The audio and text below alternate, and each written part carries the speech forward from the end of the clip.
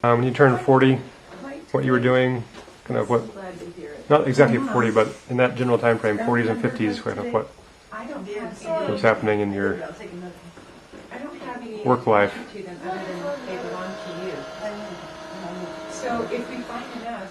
I was in the cattle business when I turned 40. I was working completely in the cattle business. I rented my farm land out, and I just assumed they were all real. I can't remember what year I was, but there came a time when we were gathering wild cattle, and that was it. It took an expert to do that. There was an old boy named Burl Lan, L-A-N-N, and he was a rough-talking old boy, but he knew how to work cattle. Why don't we? Lee was coming in February again, and then again at Amy's. He had a girlfriend. And I remember once I was coming home from the ranch. There's a place there, I can't remember where it is now, but there was a little, very small little store where I could stop and call my wife and make arrangements for being there, you know. And as I was there in the, no, I guess I was getting ready to go, and this girlfriend of his was drunk, and she came and tried to get me to get in the phone booth with her. And I said, I'm not going to do that. But she tried anyway, and it was very repulsive to me. But there were people watching and laughing, and so when I got through and insulted her enough that she left, I called my wife and said, I'm calling you just in case somebody happened to see this.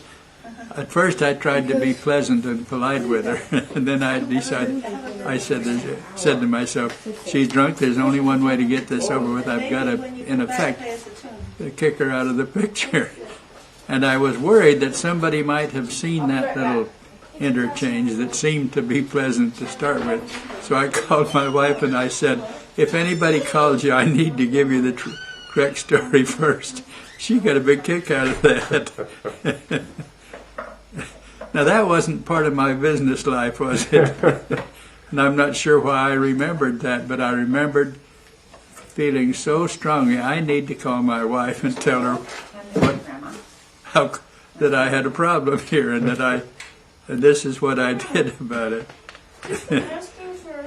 But as to the cattle business, I thoroughly enjoyed all that we did. We had 2 four-wheel drive pickups with a heavy rack on the back, and 2 pickup beds where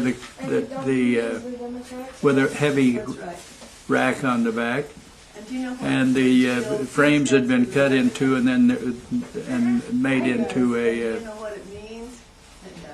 I can't think of what it. Oh, anyway, trailer? A trailer, yeah. Oh, okay. So that I could haul at least 4 wild cows at a time out of that mountain. And it was a long, slow, over the rocks and through the woods, etc. But we hauled lots of cattle down out of there. And they would, maybe I've told you this before, but what they would do, I had 3 or 4 hands working for me, including Burl Land. If they ever got, they would, they saw a wild cow or a steer, a bull, or whatever, they would get a rope on its head, and then one of them would rope its hind legs. What you do is just throw the loop under, and then they'd jerk the cow forward, and it would jump, and they'd and then they would, one of them would get a hold of the tail with the cow sort of stretched out and pull down on it to one side and flop it down, and then they would tie it long enough, or hold it long enough to put if it had horns, they just put a loose rope around the horns so there was room for it to to give, Those aren't real, not tight. are they? And then they would tie that to a tree. They would run another rope then through that and to a tree with about this much slack between the tree and the It's real. horn. And that animal then would fight that for the rest of the day and all night. The next morning they would come and literally lead that cow out of there to one of the roads where we could load it. The head would be so sore. If it didn't have horns, then they put a halter, made a rope halter around its head and did the same thing. And it got so sore fighting it all night that they could literally lead it the next day. They would just start off, and at first it would wobble its head, and as soon as it hurt, they'd quit, and they would follow you. They literally could lead those cattle out of there to the nearest road, and I was fascinated by it. And we got down to where we only had 10 or 12 cows, animals left. They were the wildest and the toughest, maybe the biggest, I don't remember. And we were having a hard time getting close enough to them. They see you a long ways off, and they would just run like crazy. And so I went to Burl and I said, "I've got an idea, Burl. We're going to kill a horse or hurt a man or something with all this. Here's my idea. Let's sell these cattle to deer hunters type men. We'll provide a horse. We'll show them the cow, let them shoot it with their deer rifle, then we'll string it up and put it in one of our trucks and haul it down to where they can get to it with their pickup, and we'll get rid of them." And he nearly cried. He said, "Oh, boss, please don't do that." I later discovered he was worried about his reputation, that they're wild cattle that he hadn't been able to rope, and he talked me out of it. So we got a few of them, but I think some of them we just shot and left them there. But the human ego is a fascinating thing.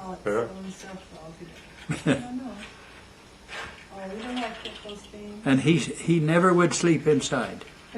He always slept out on the porch at the tip top or wherever we were working. Or we had a tent we put up at one place where it was too far to go back to the house, and we were working this country up wherever it was. And he would sleep in the tent, but he always had the flap open. Why was that? I don't know, it's just his habit. Okay. He told me once, he said, if you're sleeping outside and it rains, he said, it doesn't do you any good to get up and go do something else. Your bed's already wet and you're already wet.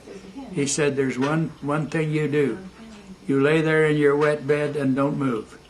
He said, if you move, when you're lying there, the water around you gets warm to your body and you can sleep. But he said, if you get up, then you're exposed to the wind and the cold, and you don't make it. I never did try that. I didn't sleep outside. But he had a theory about all that stuff. And I remember once somebody gave him a goat. And it was a friend. He didn't want to insult him, so he took it home. And at Tip Top, where he was, his headquarters was at that time, the goat was around in the bushes and doing its little goat noise. And after a while, Burl couldn't stand it any longer, so he shot the goat and threw it over down the washaways and got rid of it. But he was a very valuable, he got rid of the wild cattle.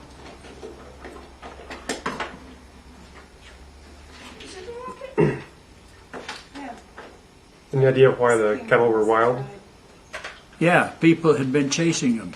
You can make a cow wild very quickly if you out in the raw world.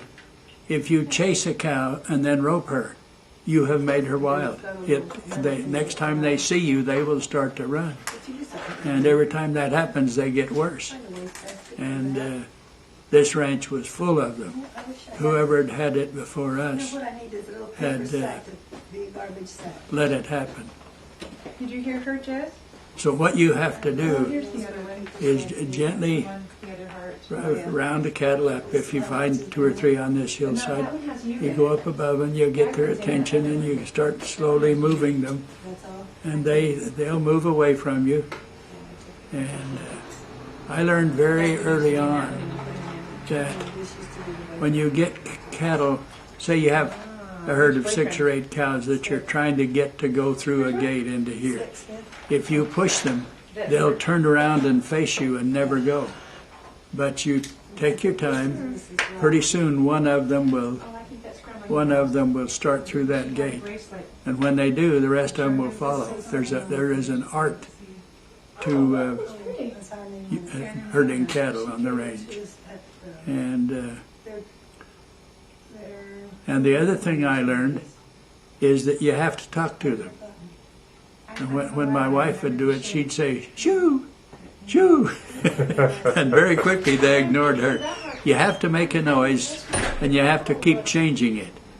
And at one time, I had a whole series of noises I would make, and that way they know you're behind them, and you keep them going. Walmart specials. I can't remember what the noises were. Only one I remember is I'd say, "Yeah," and Isn't that amazing? whatever that meant. Realize that it was just cut shorter. I remember some of those. Yeah. Yeah. Here's the other one. Now this is a significant. But that was This is a significant one. that was a very significant part of my life, is that ranch. And what we did is, And they're in those days, you could take a ranch and by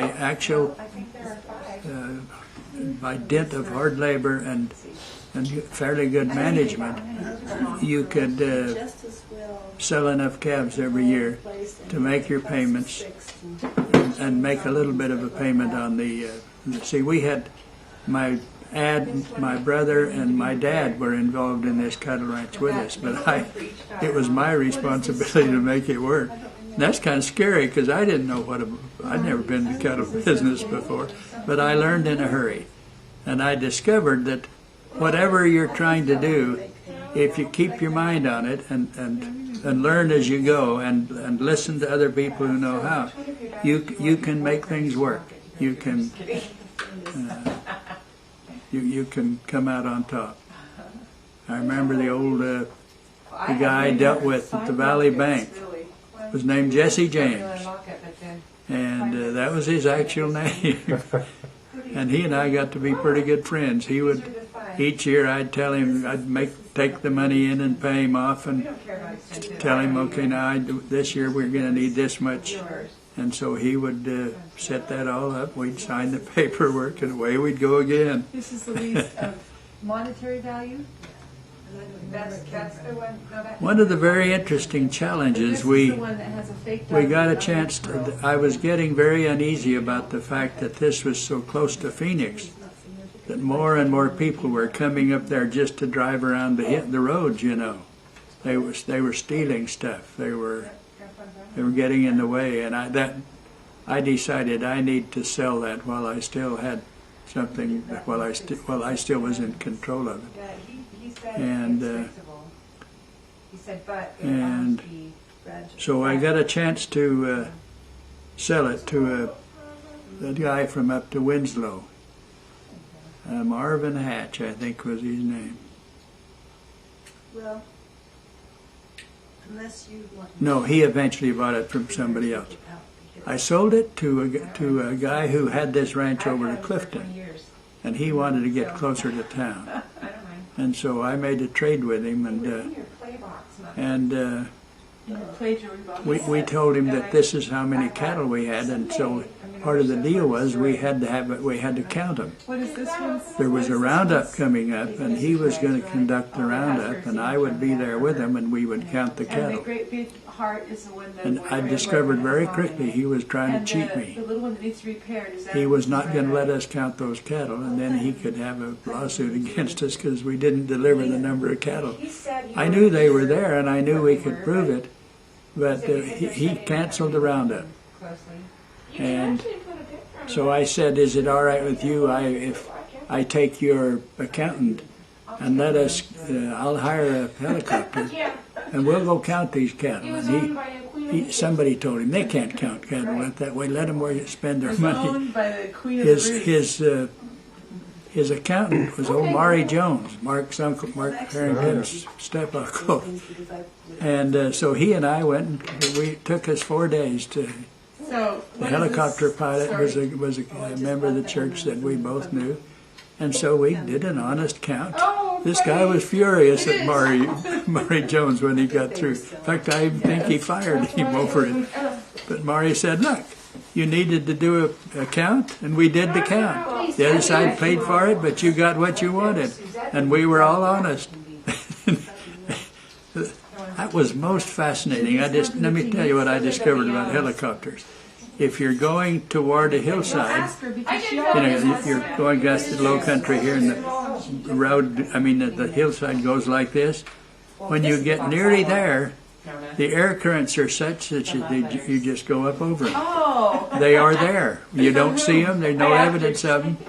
But this pilot knew what he was doing, and we saved a lot of time by that simple maneuver. Did I tell you my funny love letter story? We tried doing it with an airplane. 8th grade. Maury Jones got sick right off the bat.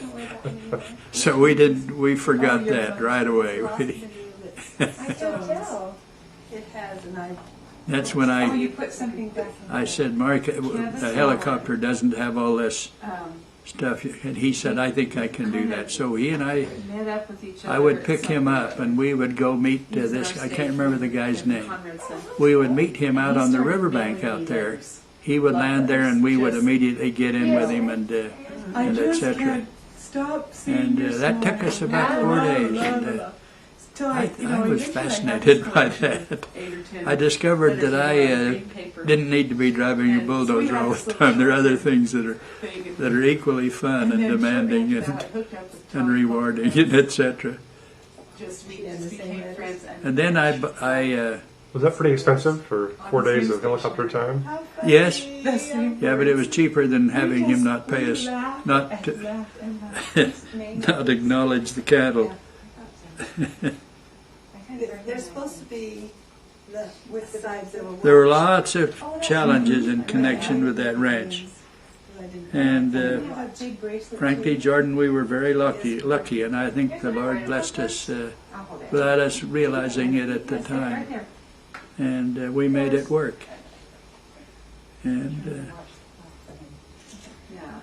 Is that from Africa? Yes, that just came. I've done some dumb things over my life, jumping to a conclusion and then finding out that my conclusion was wrong and trying to work out of it.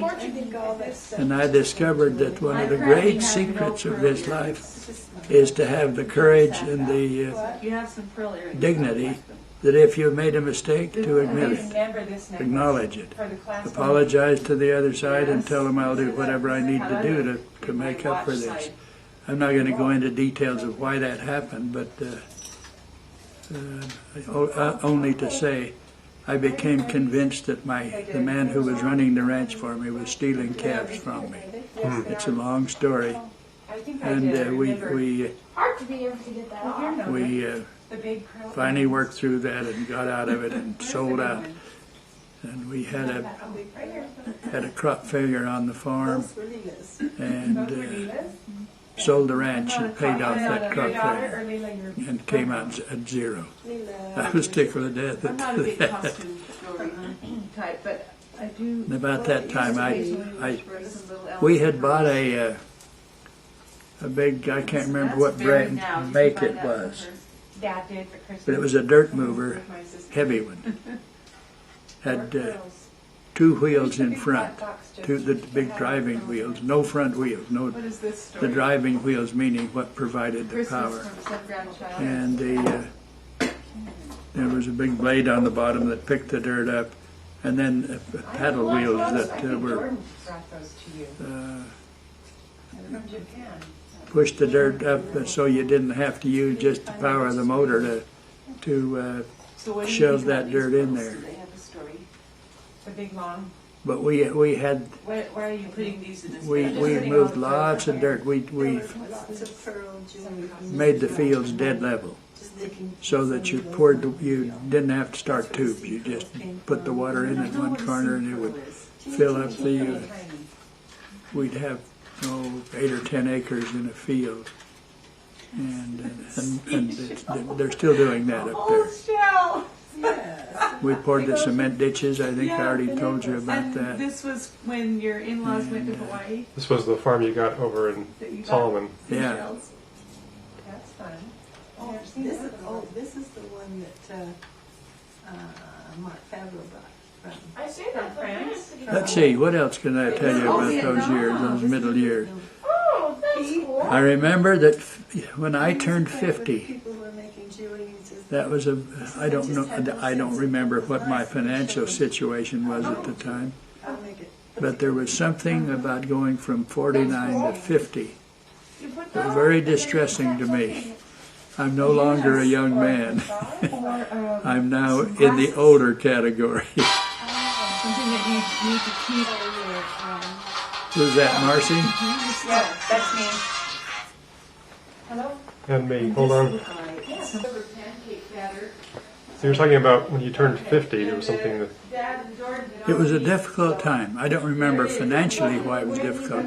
It was just the idea of, in the 40s, when I was at 40-something, that was fine. I was still a young man. When I turned 50, there was something about that said, you've now gone from here to here. You ain't young anymore.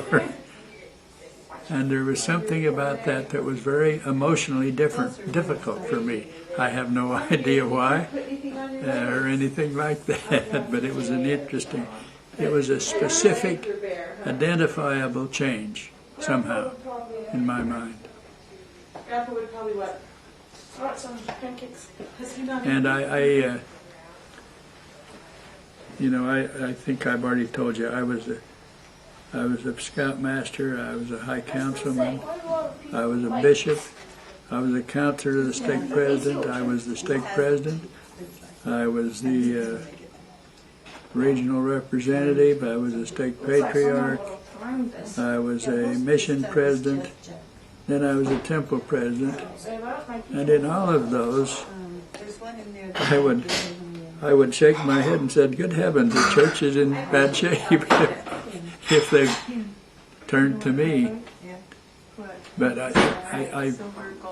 this is not something I'd say to hardly anybody else. But never ever was it a source of, I was delighted to be called to do it. But it was a chance to serve rather than an honor that had come to me. And I have to call you the tidy bone I man. tell you honestly, I was able to keep my common touch Okay, thank in you. all of that, All right. Bye. especially in the temple. What is that? How much time do you go to school? I've often thought I would love to take all of my children and their spouses, It's an take them into the temple and tell them of some of my experience, but I can't do that. Wow. I How interesting. Bronze or I just, it's not appropriate. or silver that's turning? I said that to my wife one day and she said, you know you can't do that. I was at the orthodontist office when they called and said they weren't. Well, let me tell you a simple thing, Jordan. So of course he was first. When we got her in bed last night and I And JT called you. came to, They're having a meeting. I had told her I wanted to And Rick said, I hope to you don't talk mind to doing her. that. You know, Rick, it has to be all yours. about something very He said, I important. can't be And administrator or I private. If you wanna got make down some way close to her and I But we've moved on. told her how important she was and And even if, how, even if they do decide to go. what a great thing it was for me to have her be my wife and to mother my children and etc. Said Phoenix does triathlons all the time. And what's wrong with those guys? I said, you ask the questions, I'm The staying rest, out. the rest of what I told her was that In his thing. I think the Lord has been good to us and has given us some, she and I together, some reassurance that that the best is yet to come. Waiting You've for heard you. me say that before, So he's not, and I'm that sorry is to have a that person. But yeah, I have to not brag about that because that's not part of it. That is just, But, do you suppose someone, we should ask Dad to tell this story. yeah, that's Someone help him get it that's out. been a great thing for me Well, that's a ribbon. to be able I to just- talk with her last night. Maybe those are cotton balls. I don't know how long she's going to Cotton live. wasn't important to him yet, This though. this He could wasn't turn bad, and the important. cancer may take her. He just And probably went in there and said, oh, if she that- does, I'm ready for that. So, And I don't know how you- I do not. how you I perk it up. I can't what was complain. the, I wish she didn't have all of this what was the women's health wear problem at to that go time? through, but Blouse? No, she's polyester wasn't here yet, she's a right? good sport, and So it was and cotton and she's a blouses, very suit smart woman. type things. So that And would you be on the kids, hotel without or- exception, she has passed that on to you. The keen mind, the good student. I really hardly- People a like marker you. right here, but I You can't fit in well, and all of that is part of her. My We're gonna have to Part get of your her granddaughters strength to and read part these of her for us now. All of your daughters goodness. have to do this. Anyway, going waitress. life is good. I love What else do you want? I've rambled, haven't I? This is excellent. I want to go back to when you turned 50. Some of the, you can talk a little more about some of the emotions you were feeling and how, what you were facing and how you got through that and had who you turned to. this in here. I didn't turn to anybody. I just figured, I remember exactly. okay, I'm never going to be 49 again. Either she or I. I've Most of our I have one of your prom dresses. children. You have I have the white. I was so startled when they called me to be a mission president because I was just an ordinary old guy over here in Thatcher, living my life and not worrying about anything. And all of a sudden, here this came, my favorite and evening dress was a white we merino top. we really did love that experience, Jordan. We got so close to all those missionaries. And it was just quite plain. Two of them we had to excommunicate. Well, the instructions that came to us was, if your decision is other than disfellowshipment, then do not make that final decision. You call us and talk it through with us. And so both of them were disfellowshipped and sent home They were trying to raise because they had gotten involved And I with remember the you woman. wearing this on your polyester thing. And there's the one who couldn't stop drinking iced tea. understand it, because this one And he just couldn't be a missionary as long as he was doing that. thought on the And he made the choice, and we sent him home. because the other I think the other one, And then there was I remember right. Elder Goodfellow or something. He was a great big football tackle from some college somewhere. Isn't that what it was? And Do you remember that? he wouldn't obey the rules. Except He wouldn't get up when he was supposed to. He'd do it perfectly for about 5 days, and then that might be wrong. he'd quit. And nobody wanted to be his companion, and I've had a conversation. I just kept talking to him, and finally Whether it's said to him, Elder, I'm not going to give up on you. I'm not going to send you home. You're It seems to me like one of her daughters. I'm going to keep pastors. pressure on you, but before you're through here, you're going to discover what it means to be a Yeah, see, missionary. that's what makes me think that When that he was- had a month and a half left, he suddenly discovered that. Let's The ask next that time I lady. interviewed him, he was smiling so big. He said, I now know what you've been talking about. And he said, I am a missionary. I am obeying all the rules and loving it. He was big enough to throw me out the window. Okay, But Jesse, we gotta go. but I didn't give up on him. That's right. Basically, he was a good man, but he was lazy. And he'd gotten by not ever completely obeying the rules. He was not a bad man. He just was lazy. And that was a very rewarding thing to me, I'm gonna to set realize this that I down. hadn't given up on him and that he'd finally made it. But he had a month and a half mission. So interesting. An Africa Vietnam room. Okay, and my I could talk forever about my close personal relationship with some of those young men. It was very interesting. um, And I didn't open everything in here. Okay. This Over there. 2 or 3 of them really stood out as like they were my own sons. You know, this Elder Dial, who was a 6 and 7. Okay. diabetic It's funny person. how you know you're still And Yeah, my stove cooks. he is good right now below a 8.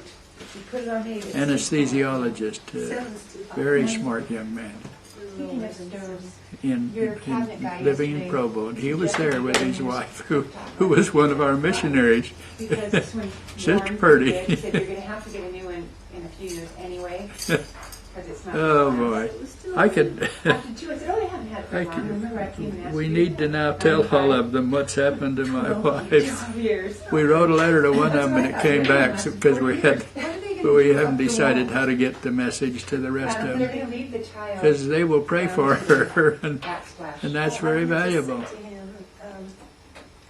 instead of trying to curve it up. He said he won't. that. And He the said go flat and then flat up. Okay. the But temple he said, experience. Go higher than the curved tile you have. I absolutely not. You know, many of the church callings, as they came to me, I had a kind of a feeling ahead of time. You know, this might happen to me now. I might be called to be a bishop, Syrup in a and then I was. But I had no inclination, no premonition, no anything about the Carol syrup and temple thing. On the I guess I could get up, but I don't want to. No, you don't need to. early in January, I was serving as a pro tem judge, which means an appointed Dad has not eaten judge here in Safford. I got a phone call. I think I've told you this before. I had had some, as an attorney, I had had some dealings with some lawyer in Salt Lake about an insurance problem or something. And we had been gone somewhere, and when I got back to the office on Monday morning, there was a message that said call Somebody Staley.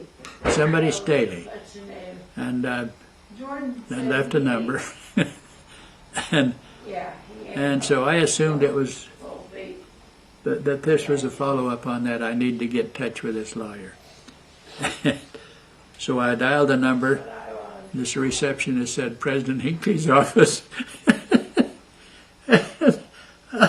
I said, I think I have the wrong number. I told who I said, I was instructed to get in touch with Brother Staley. She said, just a minute, he's right here. So then President Hinckley came on the phone. I did never talk to Brother Staley, and he extended the call. It was a very short. He didn't ask me any questions. He said, "We extend the call to you to serve as the president of the Arizona Temple. Will you accept that?" And I told him, I said, I have a commitment to this judicial position that I have, but the other judge is a member of the church in very good standing. Let me call him and let me make sure this is all right, and then I'll call you back. And so I did. But that was very. I was totally not expecting that in any way. And I remember thinking to myself, there's probably 500 or 600 people, workers that work in the temple. When I found out there were 1,600. That startled me, Here I'm going down there to be a big shot. But there were a number of things that happened there that made me feel very humble. And I reached the conclusion, there's a passage of Scripture, I can't remember where it is now, that said that that charity is the passage of Scripture is either in the Doctrine and Covenants or the Pearl of Great Price, and it says that Hello, Aunt Lee. This is Nona. it quotes the same things that the Bible says. Charity is kind, seeketh not its own, etc. And then it said, it is the pure love of Christ, which the Lord has bestowed upon those who love Him and serve Him. And suddenly I became convinced that that's what people feel when they go to the temple, is that the workers who are there have been blessed with the pure love of Christ. And that's the reason people enjoy in going, besides the rest of what they learn there, is because they feel that. And there were two or three old boys. A couple of them had been presidents of the temple. I had to release them because they were antagonistic to everybody else and wouldn't follow with it. In other words, they were a problem. They were old enough that I finally just called them in and said, I feel we need to extend an honorable release to you because of, and I gave them some practical reasons, and they didn't like it, but they accepted it. Both of them, within a very short period, they were dead. and their families were grateful for all of that. I don't claim any great whatever over that. It was just very interesting to see how that happened. Okay, well, so And because you're 78? anyway, it was a great, beautiful thing. We're thinking that I'm looking at is quite heavy, and it's teardrop shaped, and it has What else? inscribed on the back. Would that be the arm? Well, let's see. We're covering lots of ground here. We have. Cam, Yes. let's cook you a pancake for breakfast. All right. Be a good stopping point. I wonder if Jordan will help me with it. Okay, the thing for your golden wedding is a locket. Well, that's All right, okay. so we're still in your Where is 40s that? and 50s. Where is that one? I don't know. So- how much it is, but it is a locket. During your 40s and 50s, what were some of your greatest pleasures? The teardrop shape. Driving a bulldozer, Okay, then that's the golden wedding. being with my children around this table that carried. This, For a period of time, we had 12 Desert. people. We didn't eat noon together, but we all ate together at breakfast and supper, and we had some of the greatest. Okay, so Some of it was very serious. Some of it was so funny you couldn't stop laughing. But those meal times were very excellent, and we loved every one of you. And I don't remember ever chastising any. Did I ever chastise you? Not that I recall. You don't. You've put it out of your mind too, huh? And we reached a conclusion that we need to treat you children. I used Sister Kimball as an example because she was a very gentle, kindly woman whom I had known as a young boy. And so we kind of adopted the theory that we would treat all of you in our home with the same respect we would treat Sister Kimball if she came as a visitor. And so that's what we did. How are you? And those years were very great, very beautiful, Well, good for you. and still are. Well, I'm glad You I children called have- you in your time for a Have, minute. almost evaporated, but you still come home, She actually. and you don't come home because we need you, but because we all need each other. And apparently you. I assume you still enjoy being here, and that's good enough for me to assume that.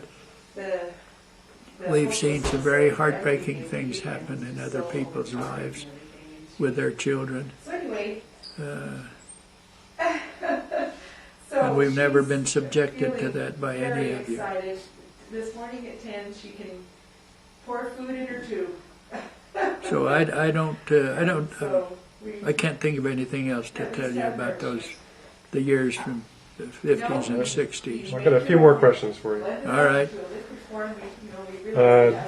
What do you recall as But we also personal successes in your 40s and 50s? that she'll still recover from this treatment. And Counting the cattle on the ranch. 2 or 3 or 4 weeks. But the nice part is that even though she has it, she can still Serving as a do regional whatever she representative. wants to by now. I remember So we're hoping to one of the men in the quorum of the 12 now was a doctor, what's his name? Yes. Well, it's kind of neat. Elder Nelson. But Elder is it Nelson. something new? He was called as a regional representative at the same time. And I hadn't been paying attention to who President Kimball's doctor was. And we had a little moment where we were all standing around waiting for the next movement to take place when we were going through our basic training in Salt Lake. And I happened to be standing by Elder Nelson, and I said, by Brother Nelson, I said, "Brother Nelson, where are you from?" He looked down at me like, "Where have you been? You've been isolated? You don't know that I'm the man who operated on the..." So she's scheduled for, it's time for something that he doesn't We've been know out how of the to loop do. for a while. I had not paid any attention to any of that kind of stuff. But And how is she feeling worse? anyway,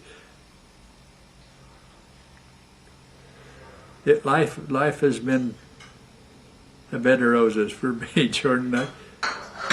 That's not the kind of thing I would say in public, but I have had some delightful experiences during my life. And if this deal closes today, like I think it's going to, the delight will continue, and I will still be able to be helpful to people and to love to be around them, etc. I've told you the thing I learned in law school about the meaning of the word ad infinitum. Yes. I already told you that. I won't tell you again. I'd probably get it wrong this time. Let me tell you one other thing. When we graduated from law school, then one of the professors did what was called a bar review class. It took about a month and a half, and it was about 12 hours a day, old Professor Smith. And there were guys who came to that from other places, one of which was this Rehnquist, who was eventually became the Chief Justice of the U.S. Supreme Court. And I don't think he knew me, and I just knew it was an unusual name, and he was there. He was quite large for his age. I mean, he was bigger than the rest of us. Very good student. And the other one was a guy who got in trouble. He was part of President Nixon's problem. What was his name, Mom? I don't know who that is. I can't remember his name. He was in your bar review? He was there in the bar review with us. I can't remember who that thing was. Yes, I always loved that story. It wasn't Libby. No, he was an attorney, and he was. I would probably recognize his name if I saw it again, but I don't. He grew up here, but he passed the bar here, and then immediately went to Washington and was involved in things back there. Can't think of They're all just living with it the best they can.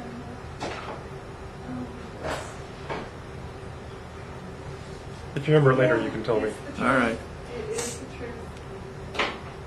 and It is. He's just great.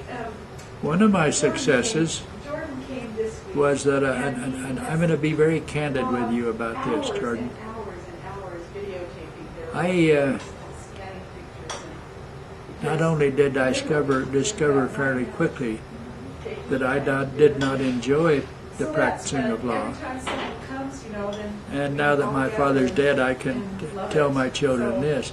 Part of the problem, I think, is that I was still his little boy. And he was never impolite to me or unkind, but he didn't. There were things I tried to talk to him about, and he didn't understand what I was fishing for. And he was not able to help me. And I don't blame him for that. I blame me. But in all honesty, there are several things about being a lawyer that I not only am not good at, I don't do well at all.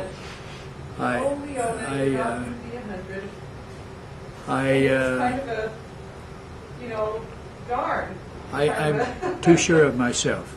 I don't leave room for others to wiggle and worm. I want to be so certain that how dare they disagree with me? And I discovered very quickly, and later on as an attorney here, that those things I couldn't do. I had to be very careful. And so I reached the point where this is my philosophy about practice in a town like, in a small area like this. You don't specialize here. What you do is you discover what things you, number one, don't enjoy doing, number two, don't do very well, and you don't do those. You make a list of things. In other words, early on, I quit doing any kind of contested domestic relations, especially if it involved any kind of child custody battle. I was not I was not good at that at all, so I quit doing it. And I felt like I could be very helpful to people in estate planning, and I did a lot of bankruptcies and helped people through that, and things like that where I could. The other thing I discovered I could do that was helpful to people, if they'd come to me with a problem, I would hear them out, and then I would, when it was my turn, I would tell them point blank, I think this is something you can accomplish, or I would tell them, there's nothing you can do about this. The die is cast, you pay your money and make the most of it, and quit fighting over it, because it's only going to cause further hard feelings. What else can I tell you about the law business? The most important thing about it was the last 5 or 6 years after we were through at the temple and we were practicing here. Your mother was my secretary, and we were a very good team, Jordan. we got along beautifully. It was so interesting to see that happen. Well, we're hoping that she can. She's got back troubles. So it was very difficult for me when I discovered she had this current situation. But, she'll weather it all right. However it turns out, she'll weather it all right. And we've never felt closer to each other than we do right now. And that's all right. That's the way it ought to be. I've rambled to some extent. It's good rambling. My conclusion is, if you didn't want to ramble, you'd have cleared your throat and said, let me be more specific. That's right. In your 40s and 50s, what do you think was your greatest challenge? All right, bye. Being 50. What year would that have been? 1975, 1970. So he was the state Yeah, president. 65 you were 40. 75 you were 50. That was the year he was state president. And that was no challenge, it was fun. Now I'm answering. When you turned 50, you obviously were feeling all these feelings about, now I'm Over the hill. older.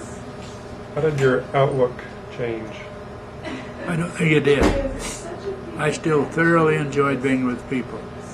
I remember one of the most enjoyable things we did when I was a stake president. When we'd go to a ward conference, we'd have a leadership meeting.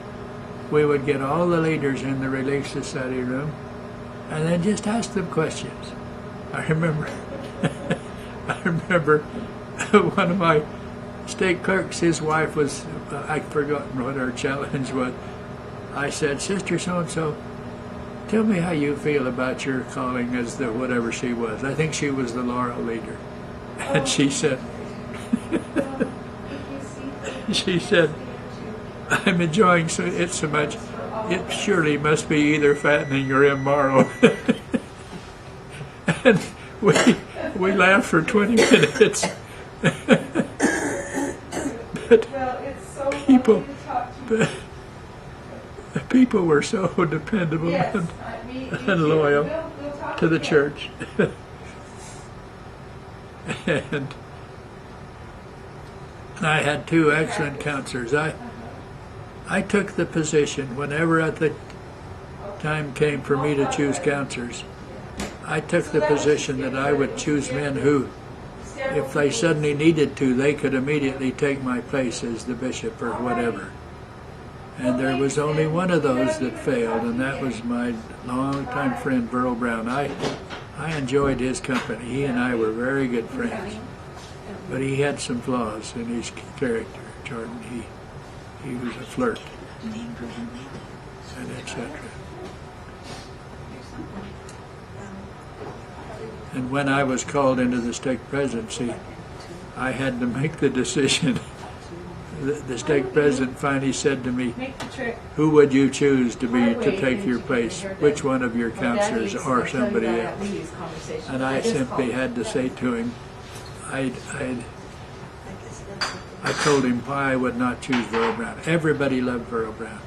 He was very warm and outgoing, but there was a flaw of some kind in his character.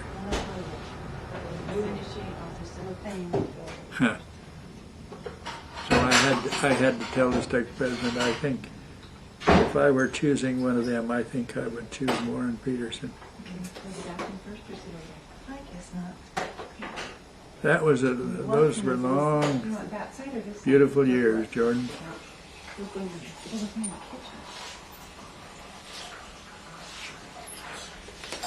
During your 40s and 50s, what do you think you were learning about yourself?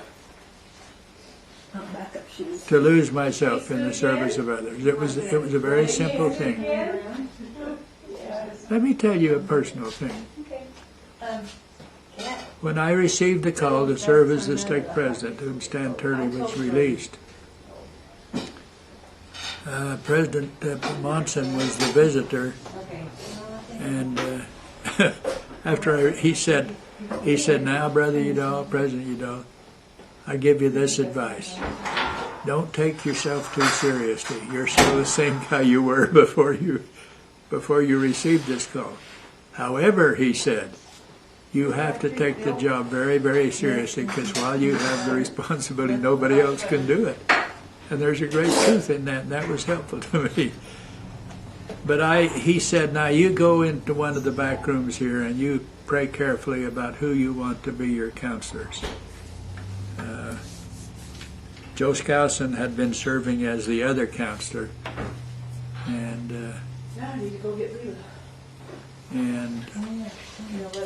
one of the bishops was Wilbur Wolf. And very quickly I zeroed in on the men I knew, and very quickly he was one of them. And as I was sitting there, wherever I was in the old Ninth Ward building, there came to me, I don't think I've ever told any of you about this before, there came to me a burning of the bosom that this was the right decision, that I needed to use Wilbur Wolf. And so that was a very easy decision. It was clear, and as long as I stood there, I felt this feeling of absolute reassurance. And then I got in touch with Joe Skousen, and I said, "Brother Skousen, I received this call. I've determined in my mind that I need to use Wilbur Wolf. You've been very dependable. You and I have served together now for 8 years in the stake presidency. And my inclination is I'd like to use you, but I have to feel good about that." And I could tell that he was very, very concerned, and I knew he loved to be in that calling, and he did his very best to reassure me that if I chose somebody else, it would be all right with him. And that was a very, very difficult choice for me. Well, you did choose him. I did, He was your counselor for quite a while. yeah. But it took me a while. And finally I called Wilbur in to help me make the decision, and I said to him, what do we do? And we talked about it to a fairly great extent. And finally I said, I think it would be too devastating to Joe Skousen if we didn't choose him. And Wilbur agreed, so we went ahead. And then he was called on a mission, and Newell Barney was called in to take his place. And those, I always took the position. Some men took the position, I will call somebody who needs my help, and I'll resurrect them and reclaim them, and that always was offensive to me when I would find out Tenny Lamro was doing that. But those two men were very excellent, and when I was released, Wilbur was called as the president of the Mesa South Stake, and Newell of the I think it was the Queen Creek Stake one anyway. Gilbert steak. Gilbert Stake, whatever it was. I have some breakfast for you if you want to take a time out. I do. How come you're watching me cry here? Because I love that story. I've lived that story.